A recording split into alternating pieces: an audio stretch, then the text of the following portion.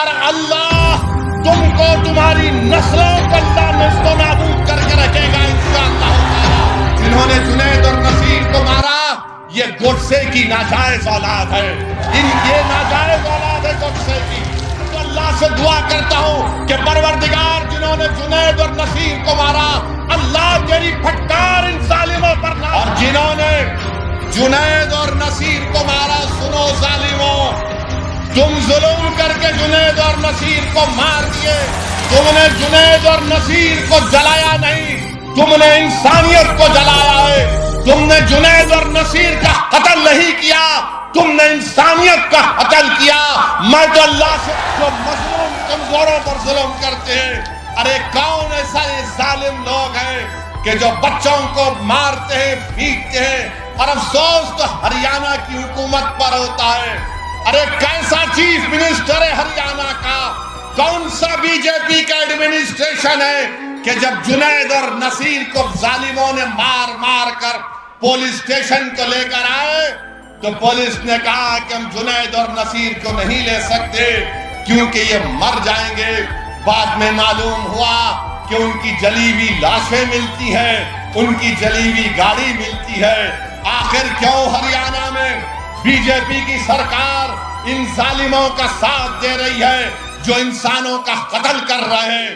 آخر کیوں B J پی کی ہریانہ کی سرکار ان ظالموں کو اجازت دیتی ہے کہ وہ بندوق لے کر پھریں، ہتھیار لے کر پھریں؟ اور اگر کوئی مسلمان اپنی شادی کی بارات میں تلوار لے کر ناچتا ہے تو 2 گھنٹے کے اندر پولیس پہنچ جاتی ہے اور پوچھتی ہے کہاں سے لایا تلوار۔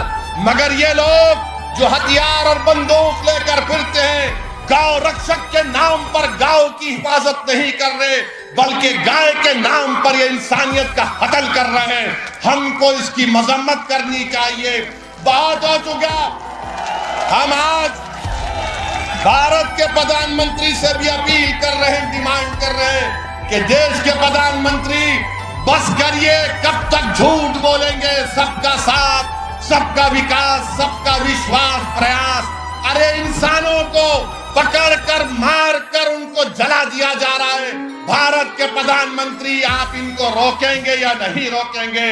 اگر نہیں روکیں گے تو پھر رول آف لا ختم ہو جائے گا، سمویدھان کمزور پڑ جائے گا۔ بتاؤ یہ کون سا ایسا کام یہ جو ہو رہا ہے اس پر کون روک لگائے گا؟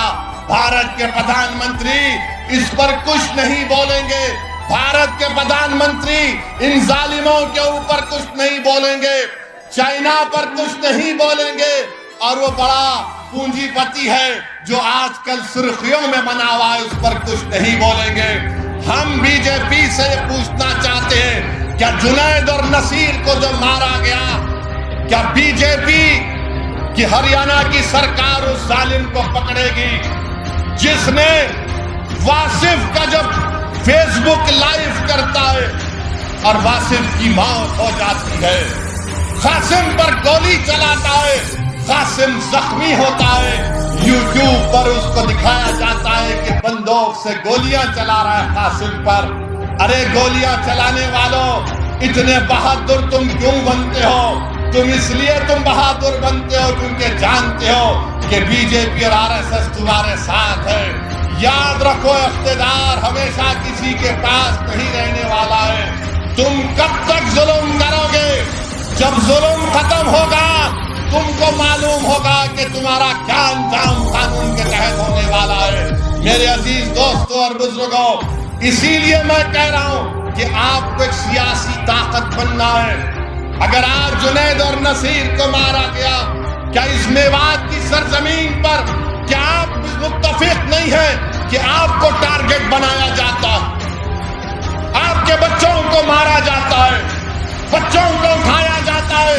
ارے کوئی اگر بھینس لے کر آ رہا ہے تو اس کو روک کر مارا اور پیٹا جاتا ہے۔ آج دیش میں بی جے پی کی سرکار ہے، راجستھان میں گہلوٹ کی سرکار ہے۔ ہم ان سے اس بات کا ڈیمانڈ اور مطالبہ کرتے ہیں کہ ایسے طاقتوں پر کنٹرول لگایا جائے، قانون کو استعمال کریے، ان تمام لوگوں کو جو غریبوں پر، مظلوموں پر ظلم کر رہے ہیں پکڑیے، ان کی جگہ जेल में है, जेल में डाल कर रखिए इन जालिमों को, इनको सजा दिलवाइए संविधान के तहत। जब ये जेल में जाकर बैठेंगे तब इन्होंने वासिफ को की औलाद ने मारा, जिन्होंने कासिम पर गोलियां चलाई वो गोडसे की नाजायज औलाद ने कासिम पर गोलियां चलाई। ये वही लोग हैं जो गोलियों से हमको डराना चाहते हैं।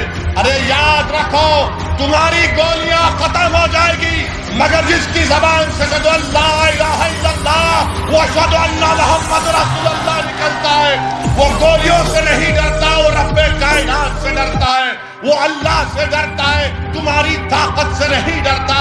बल्कि मैं ये कह रहा हूं कि जुनैद और नसीर जिंदा है और जिंदा रहेंगे, वो शहीद है और शहीद कभी नहीं मरता इंशाअल्लाह। मगर इन पर जुल्म करने वालों को रोकना पड़ेगा। आज भारत में अगर किसी के खून की अहमियत नहीं है तो मुसलमान की खून की अहमियत नहीं है।